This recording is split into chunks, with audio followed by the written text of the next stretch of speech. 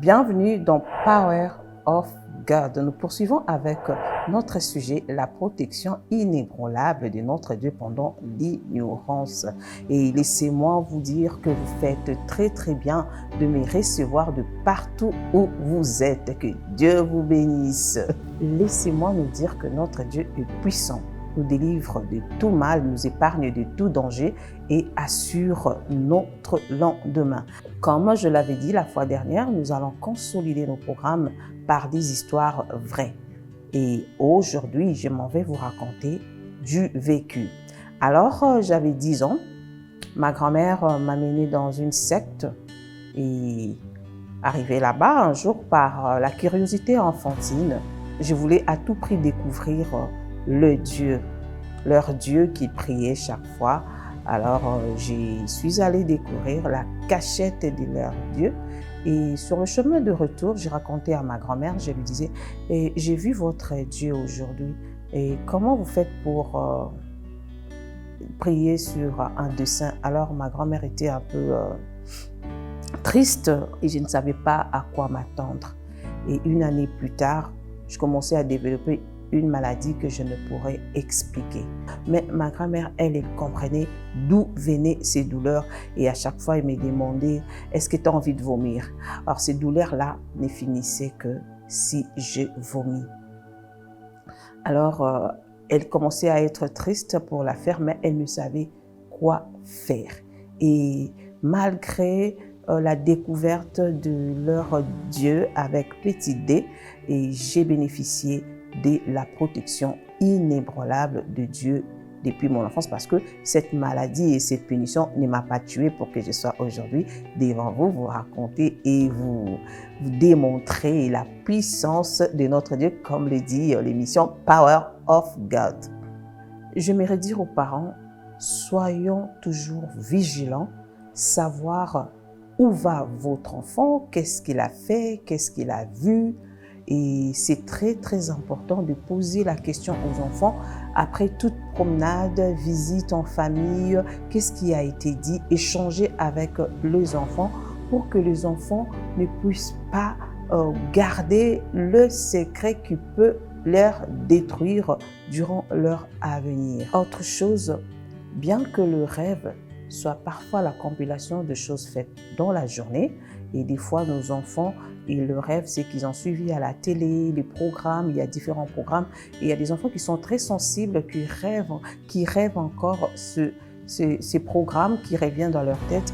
Et cela ne vous empêche pas de parler avec les enfants à chaque réveil, demander aux enfants qu'est-ce que vous avez rêvé, et de les noter quelque part, d'enregistrer par exemple le rêve des enfants dans une tablette. C'est très important parce que je peux vous donner mon exemple.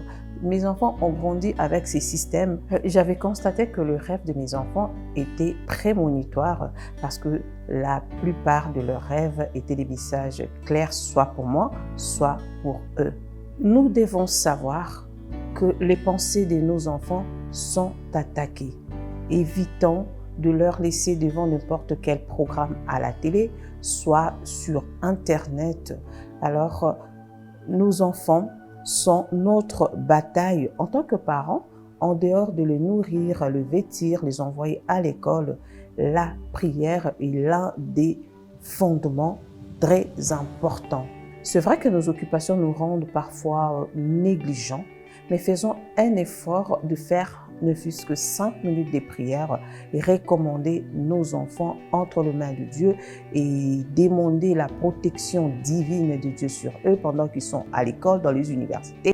Tant qu'ils ne sont pas encore mariés, nous avons toujours le droit de prier pour eux et de savoir qu'est-ce qu'ils font dans la journée. Quand bien même ils seront mariés, bien sûr, nous sommes les parents, nous devons toujours bénir leurs maris, leurs enfants, tout ce qu'ils font comme projet, parce que nous avons ces devoirs-là en tant que parents de prier toujours pour nos enfants. Alors, je voulais nous conseiller de veiller sur le programme de nos enfants, mais ne les imposez pas de peur qu'ils deviennent hypocrites.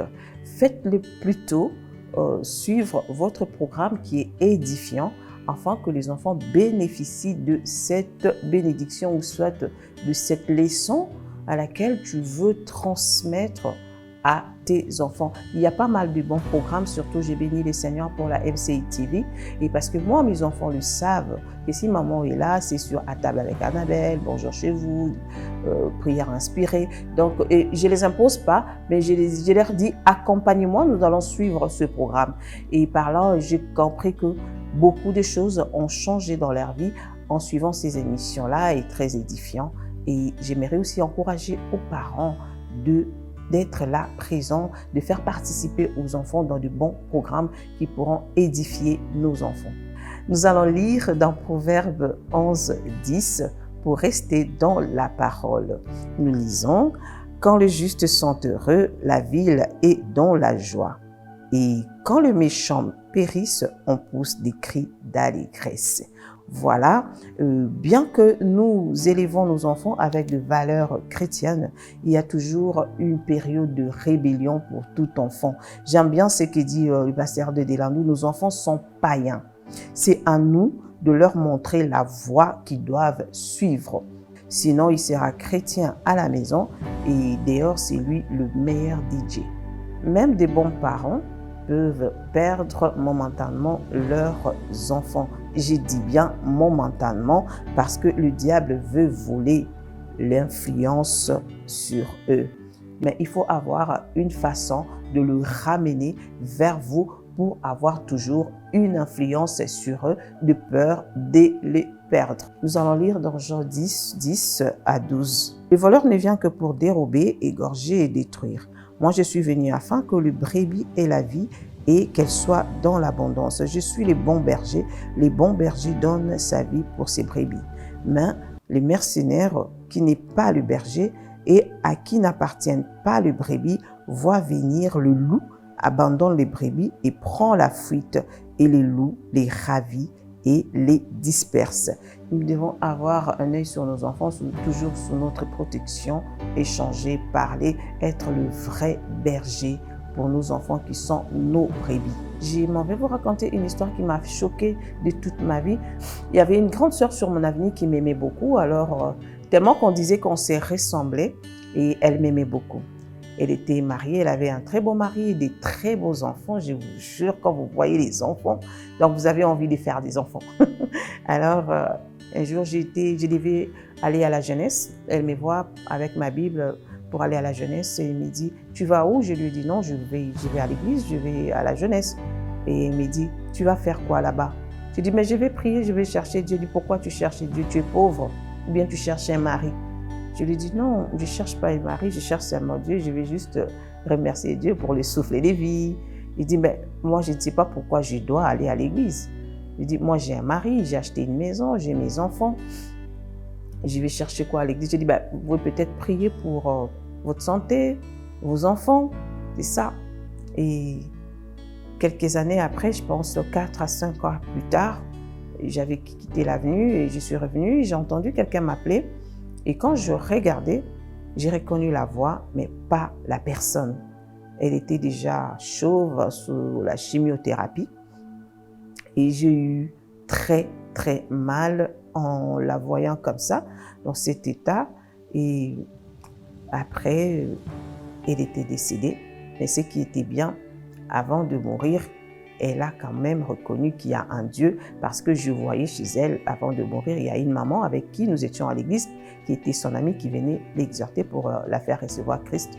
Mais ce qui est choquant, le malheur sur quoi, c'est ces enfants qu'elle a laissés étaient maintenant éparpillés et les diables avaient volé l'influence de la mère sur eux par cette mort atroce, voire d'abord la santé de la maman s'est détériorée, en plus mourir et les enfants éparpillés et c'était vraiment un choc. C'est ce que le diable fait quand vous ne reconnaissez pas qu'il y a un Dieu, il y a une main protectrice de Dieu qui peut vous protéger pendant que vous élevez vos enfants. Et voilà que la destinée de ces enfants ont pris une autre tournure. La prière change le cours de l'histoire. Laissez-moi vous dire que je reviendrai toujours sur ce verset du Proverbe 22, 6. Et laissez que la main de Dieu protège nos enfants de partout où ils seront et que Dieu nous bénisse.